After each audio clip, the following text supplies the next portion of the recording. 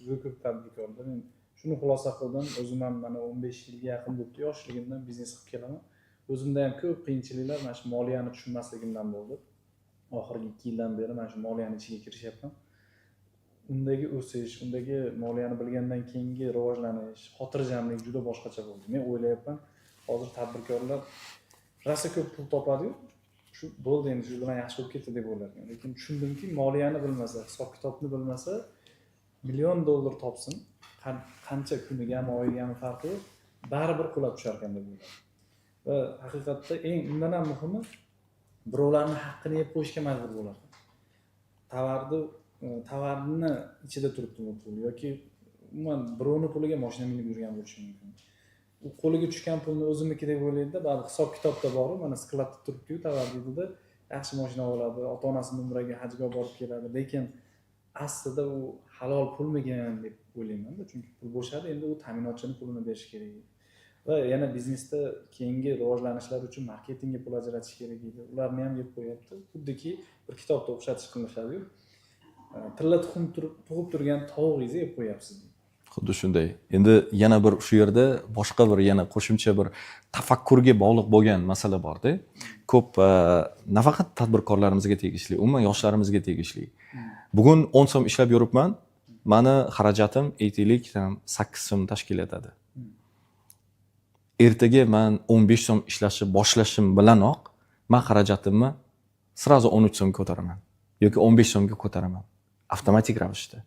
Bilasizmi? Bu mindsetga bog'liq. O'sha 8 so'mlik xarajatni ushlab qolsa bo'ladi inson. Yo'q. Ko'p hollarda men bu narsani ko'rdim.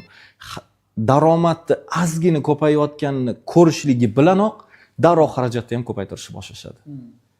Ekonom klassda uchib yurganlar biznes klassga uchishni boshlaydi. Men nima ekonom klassda uchaman, shuncha daromad ko'ryapman. Aslida bu juda ham tor o'ylash. Tushunyapsizmi? Yoki yo'q bo'ldi, mashinamni yengillashim kerak. Yoki mana bu yerdan men endi qaysidir boshqacharoq rayonda yashashim kerak. To'g'ri, bu orzular, bu niyatlar yomon emas. Inson hamisha orzuni, niyatini yuqori darajaga qo'yish kerak haqiqatda. Katta orzular qilish kerak. Lekin unga ozgina vaqt bor-da. Ozgina sizni o'sha o'sayotgan daromadingiz stabillashishiga imkon bering.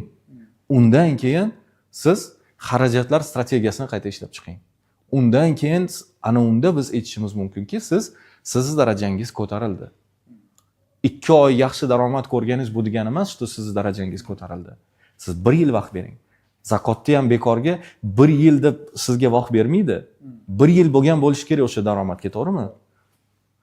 Islom dinimizni ham asosi o'zi aslida hammasi mantiqqa asoslanganda va biz ham biznesni ham shu mantiqqa asoslanib yurg'izishimiz kerak deb o'ylayman. Mana haqiqatda qanaqa bo'ldi desa, moliyani men oldin qilmagan edim biznesimda, moliya tizimini endi moliyachilarga pulini beraman, qilib beradi deb o'yladim. O'zim moliyani bilmaganimdan keyin u ishlamadi. Qachon o'zim moliyani tushundim, keyin u ishlashni boshladi va eng qizig'i shunaqa bir baraka bo'ldiki, oldin 20% masalan shunga nisbatan 20% meni sof foydam bo'lsa agar, endi o'shandan men 10 ming dollar oyiga topayotgan bo'lsam, endi o'sha foydamni qanchasidir kechdimda biznesimda tursin o'sha pul, qanchasidir marketingga reinvestitsiya qildingiz. Reinvestitsiya qilib qoldirdim va o'zimga kamaytirdim. Endi eng qiziq har bir insonning narxi bo'lar ekan, masalan men o'sha 10 ming topadigan inson bo'lsam, men endi 20% dan emas, 10% dan 10 ming topishga harakat qilar ekanman. Va tezda baraka kirishni boshlar ekan. Va bu yoqda marketingda boshqada fond ajragandan keyin endi sizni yana ham ambitsiyalaringiz kattayib, biznesingiz kattayishni boshlar ekan. Bu naborot tez o'stirar ekan biznesni. Xuddi shunday. Bizni farqimiz ham shundaki, agar masalan aytamiz-ku, dunyoni ma'lum bir foizigina rivojlanib ketyapti. Nimaga degan savol ko'p berishadi-da.